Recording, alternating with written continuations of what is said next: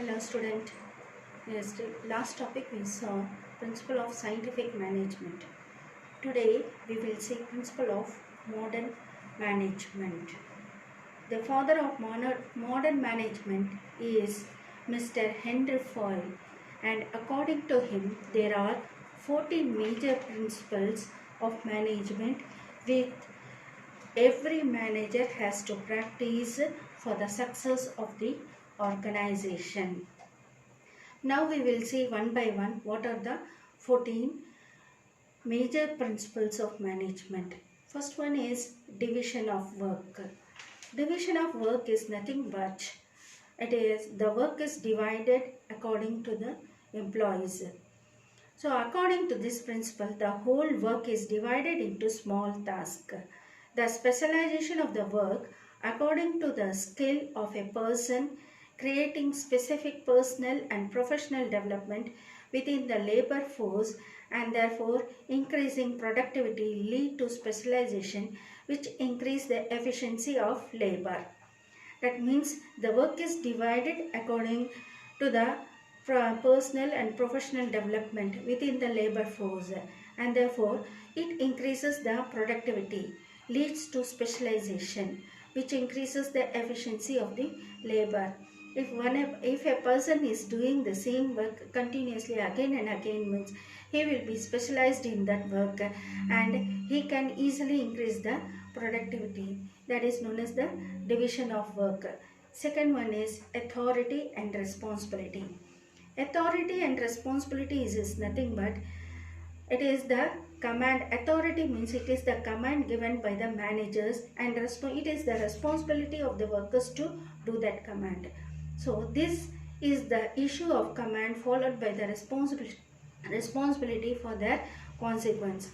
Authority means right of a superior to give the order to his subordinates, whereas responsibility means obligation to perform. So when the manager has the authority to give the command, and it becomes responsibility for a workers to do that job. That is known as authority and responsibility. Next one is discipline. Discipline is the obedience, proper conduct in relation to others, respect of authorities, etc. It is essential for the smooth functioning of all the organizations. So there must be discipline in the organization.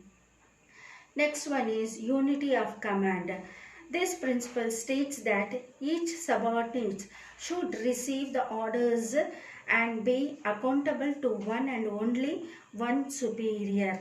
So there should be only one superior should be there for the subordinates. For example, if a group in a organization there will be many departments will be there. So for one department, one superior should be there. If there are two or more superiors are there, it becomes creates the confusion and conflicts between them, because if two superiors are there, means the employees cannot do the work for both the superior. They can do only for the one superior. So unity of command means there must be only one superior should be there. Next is unity of direction. Unity of direction means it is nothing but all related activities should be put under one group. There should be one plan of action for them, and they should be under the control of one manager. That means, for example, in an organization there are many departments are there.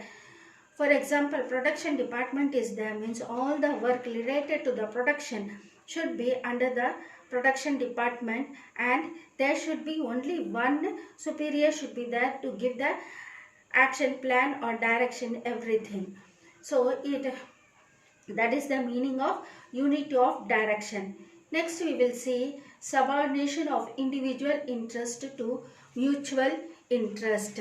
It is nothing but subordination of individual interest to mutual interest is nothing but the interest of the organization should be put forward before the interest of the individualism. If the individualism and organization interests are different, then the manager must try to reconcile them. If not, then the individual interest should be sacrificed. Factors like laziness, ambition, selfishness, carelessness, etc. tend to reduce the organization interest and tend to increase the individual interest. So, organization interest must be put forward than the individual interest. Next one is remuneration. Remuneration is nothing but proper salary should be given to the proper workers. Workers must be paid sufficient as this is a chief motivation of employees and therefore greatly influence the productivity. The quantum and methods of remuneration payable should be fair, reasonable and rewarding of effort. If there is a fair remuneration is there, means the employee will work properly and the productivity will be increased. So thus the organization can reach the goal. Next one is the degree of centralization. The amount of power provided with the central manager depends on the company size. So how the size of the company is, according to that the degree of centralization will be there. Centralization and decentralization are two important things. In centralization, it implies the concentration of decision making authority at the top management. For example, if it is a small company, means a single manager can handle all the activities, whatever is done in the company. But for a large organization and all, centralization will not imply, decentralization will be there. That means for each department, each manager will be there and they will be reporting to the higher authorities. That is known as degree of centralization. Next, line of authority or scalar chain. This refers to the chain of the superiors regarding to the top management to the lowest rank. The principle suggests that there should be a clear line of authority from top to bottom, linking all the manager at all the levels. So, for example, if a work is assigned, means it should be assigned by the top management to the manager and from the managers to the worker. So, there should be a clear line should be there. That is known as line of authority. Even in the same way, if the worker have some grievance, means they can talk with the manager and the manager will express these grievance to the higher authorities. So this is known as line of authority or scalar chain. Next one is order. Order is nothing but social, there are two types of order are there, social order and material order.